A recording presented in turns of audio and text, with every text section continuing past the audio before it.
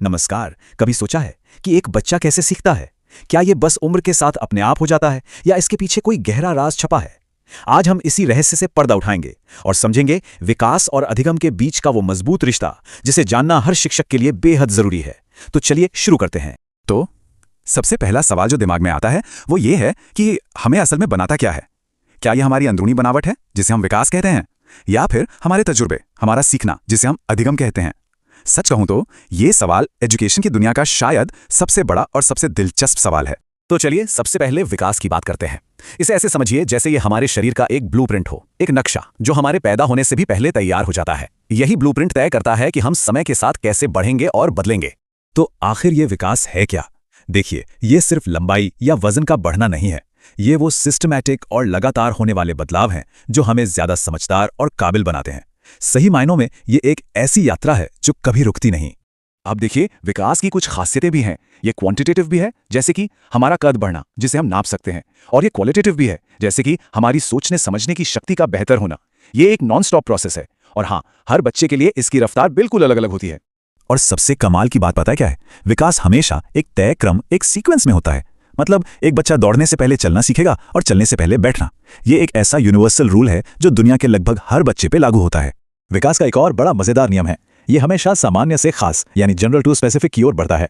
सोचिए, एक छोटा बच्चा पहले किसी भी खिलौने को पूरे हाथ से या कहिए कि पूरे शरीर के जोर से पकड़ता है, पर कुछ ही समय बाद वही बच्चा सिर्फ अपनी उंगलियों का इस्तेमाल करके उसे बड़ी नजाकत से उठा लेता है। बस यही है सामान्य से विशिष्ट की ओर बढ़ना। चलिए अब कहानी के दूसरे और उतने ही जरूरी किरदार पर चलते हैं, अधिगम। अगर विकास हमारा अंदरूनी नक्शा है तो अधिगम यानी लर्निंग वो रंग है जो उस नक्शे में जान डालते हैं और उसे एक खूबसूरत तस्वीर बनाते हैं।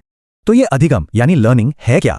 सीधे शब्दों में कहें तो ये हमारे अनुभव और प्रैक्टिस से हमारे बर्ताव में आने वाला एक परमानेंट चेंज है। विकास के ठीक उलट ये हमें विरासत में नहीं मिलता, बल्कि हम इसे अपनी कोशिशों से सीखते और कमाते हैं। इसके उदाहरण तो हमारे चारों तरफ बिखरे पड़े हैं।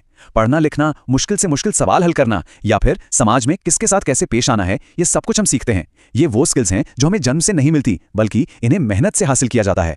तो अब आते हैं इस पूरी कहानी के सबसे दिलचस्प मोड़ पर। ये विकास और अधिगम, आखिर ये दोनों एक साथ मिलकर काम कैसे करते हैं? क्या रिश्ता है इन दोनों के बीच? चलिए समझते हैं। सबसे पहली और सबसे जरूरी बात, ये दोनों प्रोसेस एक दूसरे से ऐसे जुड़े हुए हैं जैसे दो जिगरी दोस्त। आप एक को समझे बिना दूसरे को पूरी तरह से कभी समझ ही नहीं सकते। तो देखिए, इनका पहला रिश्ता यह है कि विकास सीखने के लिए रेडीनेस यानी तैयारी करता है। इसका मतलब है कि किसी भी बच्चे का कुछ भी नया सीखने के लिए दिमागी और शारीरिक तौर पर तैयार होना जरूरी है। जैसे जब तक बच्चे के अंदर लॉजिकल थिंकिंग डेवलप नहीं हो जाती, उसे एल्जेब्रा सिखाना लगभग नामुमकिन है। वहीं दूसरी तरफ अधिगम जो है वो विकास को मानो पंख लगा देता है, उसे और तेज कर देता है। सीखने के नए नए अनुभव जैसे क्लास में ग्रुप डिस्कशन में हिस्सा लेना बच्चे की सोचने की शक्ति और उसके सोशल स्किल्स दोनों को ही तेजी से निखारने में मदद करते हैं।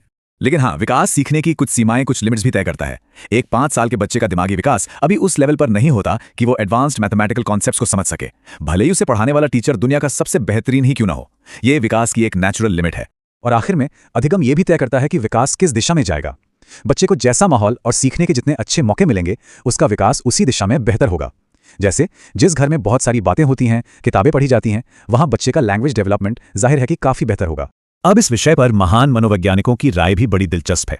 जीन पियाजे मानते थे कि विकास पहले आता है, मतलब बच्चे तभी कुछ सीख सकते हैं जब उनका दिमाग उस चीज को सीखने के लिए डेवलप हो चुका हो। क्लासरूम के लिए इसका सीधा सा मतलब है कि बच्चे को उसकी उम्र के हिसाब से ही सिखाया जाना चाहिए।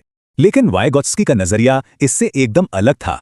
वो मानते थे कि सीखना यानी लर्निंग विकास को आगे खींचता है, उससे लीड करता है, खासकर जब हम दूसरों के साथ समाज में रह के सीखते हैं।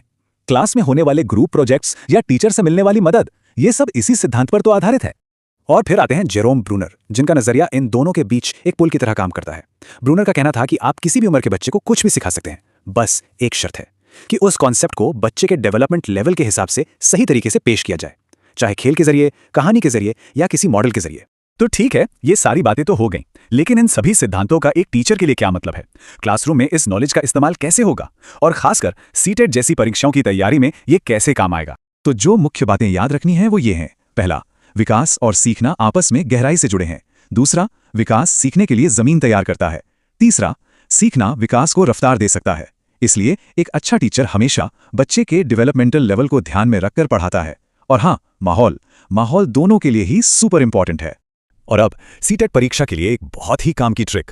जब भी एग्जाम में किसी सवाल के ऑप्शंस में तत्परता यानी रेडीनेस, विकासात्मक स्तर यानी डेवलपमेंटल लेवल, व्यक्तिगत भिन्नताएं यानी इंडिविजुअल डिफरेंसेस या बाल केंद्रित शिक्षा यानी चाइल्ड सेंटर्ड लर्निंग जैसे शब्द दिखें तो समझ जाइएगा कि सही जवाब के मिलने की संभावना बहुत ज्यादा है। ये शब्द इस पूरे टॉपिक का निचोड़ हैं। तो अंत में ये सारी बातें हमें एक बहुत ही बड़े सवाल पर लाकर खड़ा कर देती हैं।